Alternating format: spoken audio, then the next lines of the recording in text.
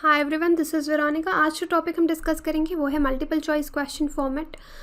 तो रिसेंटली आपने देखा है कि बहुत सारे एग्जामिनेशंस में एमसीक्यू जो फॉर्मेट है उसको अपनाया गया है, उसको एक स्टैंडर्ड माना जा रहा है। तो इसी के दो साइड्स हम देखेंगे, जो लोग फेवर करते हैं इस तरह के एग्ज़ाम को जहाँ पे एमसीक्यूज़ पूछा जाए और जो लोग इसके खिलाफ क्रिटिसाइज़ करते हैं एमसीक्यू को। तो दोनों पहलू देखेंगे और बाद में आप डिसाइड कर सकते हैं कि आपको क्या सही लगता है। मेरी वीडियो अपडेट्स के लिए आप मुझे इंस्टाग्राम पे फॉलो कर सकते हैं। पीडीएफ जो है वो फेसबुक पे अपलोड कर दिया जाएगा और टेलीग्राम चैनल पे भी। ये हमारा चैनल स्टडी IQ। अगर आप किसी भी तरह के गवर्नमेंट एग्जाम की तैयारी कर रहे हैं तो हमारे pen drive and tablet courses भी अवेलेबल हैं। स्क्रीन पे जितने कोर्सेज आपको दिख रहे हैं ये सब अवेलेबल हैं। अगर आप इनमें से किसी कोर्स के बारे में कोई एडिशनल इन्फॉर्मेशन, अधिक जानकारी आप जानना चाहते हैं तो आप इन नंबर्स पे कॉल कर सकते हैं या फिर हमारी साइट पे विजिट कर सकते हैं।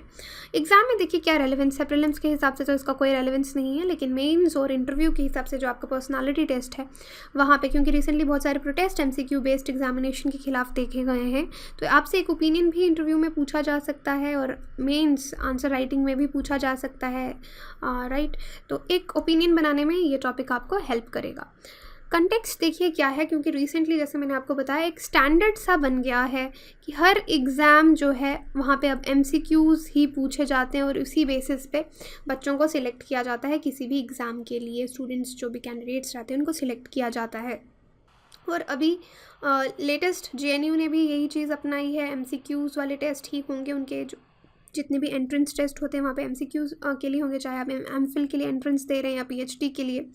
तो यहाँ पे कहीं ना कहीं इस तरह के प्रोटेस्ट देखे गए हैं कि लोग बोल रहे हैं लैक ऑफ पेडागोजिक इमेजिनेशन है, यानी एजुकेशन जब आप पढ़ा रहे, पढ़ाने का जो आर्ट है, पढ़ाना भी एक किस्म का आर्ट है, हर कोई तो पढ़ा नहीं सकता।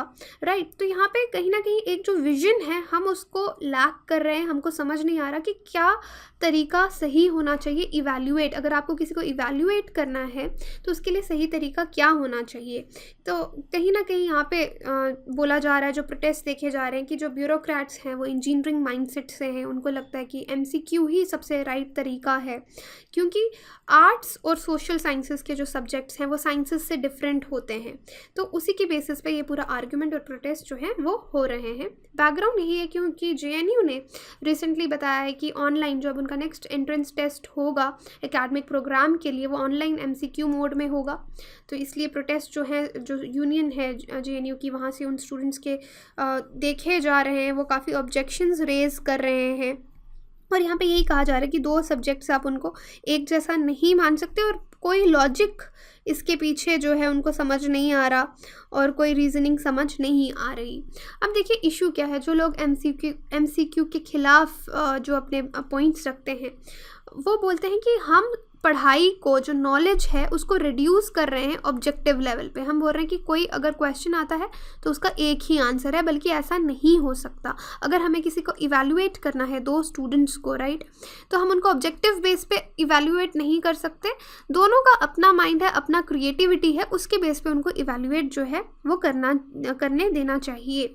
राइट, ये इस तरह के जो तर्क हैं वो रखे जा रहे हैं स्टूडेंट्स के द्वारा, और जो लोग इसके अगेंस्ट है। बिकॉज यहाँ पे देखिए, अगर सोशल साइंस एक मैथमेटिक्स सब्जेक्ट है आपका, या आपका ज्योग्राफी सब्जेक्ट है, और एक तरफ आपका इंग्लिश लिटरेचर है, हिस्ट्री है, सोशियोलॉजी है, फिलॉसफी है, आप दोनों डोमेन्स को कंपेयर नहीं कर सकते। अगर मैथ्स में ऑब्जेक्टिव टेस्ट ज़्यादा इम्पॉर्टेंट है कि वहाँ पे ऑब्जेक्टिव्स ही आ सकते हैं, तो वहाँ पे ऑब्जेक्टिव की ज़रूरत है। लेकिन जो ह्यूमैनिटीज़ के सब्जेक्ट है, सोशियोलॉजी, पॉलिटिकल साइंस, जहाँ पे एनालिसिस का ज़रूरत है, वहाँ पे आप ऑब्जेक्टिव के बेसिस पे कैसे बच्चों को चुन सकते हैं। क्योंकि आप देख रहे हैं कि जिस तरह बोर्ड के एग्जाम्स में बच्चे 99% नंबर लेके आते हैं, क्योंकि वहाँ पे सब कुछ डिसाइड हो गया कि कितने वर्ड्स में, 200 वर्ड्स में लिखना है, 150 वर्ड्स में लिखना है, कैसे पूरी इतनी बड़ी नॉलेज को आपने बुलेट फॉर्म में एक पेज पे ख़त्म करना है। तो बच्चों को कोचिंग इंस्टीट्यूट्स ने एक किस्म का तैयार कर दिया है, कैप्सूल सा दे दिया है, तो उनकी जो क्रिएटिविटी है वो इससे ख़त्म हो गई है।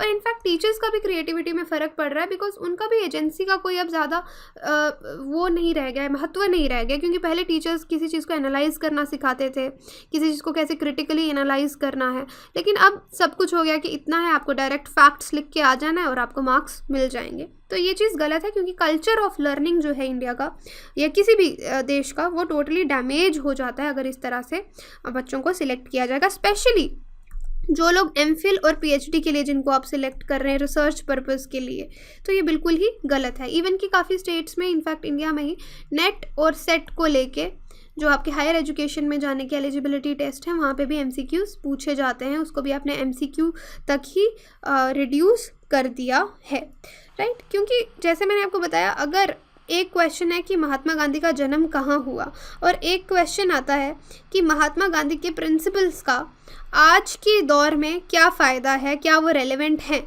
तो आप बताइए। जहाँ पे महात्मा गांधी के बारे में फैक्ट्स पूछें वो तो सब बता देंगे, कोई बड़ी बात नहीं है फैक्ट्स को जानना। लेकिन अब इस क्वेश्चन को, जो दूसरा क्वेश्चन मैंने बताया, उसको हर इंसान का एनालाइज करने का तरीका अलग होगा। अगर उस पे आप इवैल्यूएट करेंगे तो एक डिफरेंट चीज़ होगी। इस तरह के जो तर्क हैं इन लोगों के द्वारा दिए जा रहे हैं कि राइटिंग स्किल्स, नॉलेज पोटेंशियल भी चेक करना चाहिए, वो भी होलिस्टिक मैनर में। अब दूसरे तरफ के जो आ गए केस जो बोलते हैं कि एमसीक्यू इम्पॉर्टेंट है, उनका एक अलग मेरिट है इस चीज़ में। वो लोग बोलते हैं कि आज इतना पॉपुलेशन है, इतने बच्चे एग्ज़ाम में जो है वो पार्ट लेते हैं, तो उसको सब्जेक्टिवली इवैल्यूएट करना बहुत मुश्किल हो जाता है कि कितने टीचर्स को हम हायर करें। कि एक अगर हमारे पास 1000 स्टूडेंट्स हैं जस्ट फॉर एग्जांपल, और हमारे पास टीचर की अवेलेबिलिटी 2 ही टीचर हैं या एक ही टीचर है, तो किस तरीके से वो इतने लार्ज जो बच्चे हैं उनको इवैल्यूएट करेगा। और दोनों टीचर्स का भी पर्सपेक्टिव अलग हो सकता है कि अगर सेम क्वेश्चन एक स्टूडेंट ने लिखा और सेम क्वेश्चन दूसरे स्टूडेंट ने लिखा है, तो एक टीचर अलग तरीके से मार्क देगा सेम क्वेश्चन के लिए, एक टीचर अलग तरीके से मार्क्स देगा। तो ये भी इनका एक जो है तरीका है कि इतने सारा जो पॉपुलेशन है स्टूडेंट्स का, कैंडिडेट्स का, उनको इवैल्यूएट करने का एक स्टैंडर्ड तरीका है कि यहाँ पे ना इवैल्यूएशन में कोई प्रॉब्लम आएगी कि इतने सारे लोग भी इवैल्यूएट हो रहे हैं और सब एक तरीके से इवैल्यूएट जो हैं वो किए जा रहे हैं, ताकि जो इवैल्यूएशन की सैंक्टिटी है, किसी के साथ भी कोई जो है इनडिफरेंस नहीं रखा जाएगा, इनडिफरेंट तरीके से उनको ट्रीट नहीं किया जाएगा, राइट। और ऊपर से आउटसोर्सिंग में प्रॉब्लम आ रही है, बायसनेस, कोई किसी को फेवर कर गया ऐसा हो गया, या कोई पर्टिकुलर आइडियोलॉजी को फेवर कर गया, ऐसा नहीं होगा। सबको एक ही आंसर है तो उसी बेसिस पे सिलेक्ट किया जाएगा, राइट। अब देखिए वे फॉरवर्ड इस सिचुएशन में क्या हो सकता है।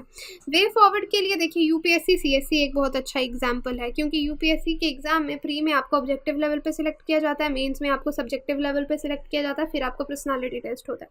तो यहाँ पे दोनों डोमेन्स जो है वो इंक्लूड किए गए हैं। तो इसी तरह का कुछ मेथड जो है वो अपनाना चाहिए, कुछ इवैल्यूएशन के नए तरीके लेके आने चाहिए। कि सपोज एक ऐसा क्वेश्चन पेपर है जहाँ पे थोड़े से शॉर्ट आंसर्स भी हैं और आपके मल्टीपल लेवल क्वेश्चंस भी हैं, अब दोनों चीज़ों पे स्टूडेंट्स को सिलेक्ट करेंगे, right. That is a better way to select कि आप ऑब्जेक्टिव पे भी डिपेंड नहीं कर रहे और सब्जेक्टिव पे भी डिपेंड नहीं कर रहे। और उसके बाद अगर एमसीक्यूज़ भी आपने सेट करने हैं तो उनको बहुत ही क्वालिटी एमसीक्यू सेट करने चाहिए, क्योंकि आपने भी देखा होगा बहुत सारे स्टेट पीएससी के एग्ज़ाम्स में या सेट जो स्टेट एलिजिबिलिटी टेस्ट एग्जाम्स होते हैं, या तो उसमें क्वेश्चंस कॉपी कर लिए जाते हैं, वो इतना टाइम स्पेंड नहीं करते कि उनको एक अच्छा क्वेश्चन सेटअप किया जाए, और डायरेक्ट क्वेश्चंस पूछ लेते हैं कि पानीपत की लड़ाई कब हुई, या कोई भी क्वेश्चन जो 1 वर्ड आंसर हो।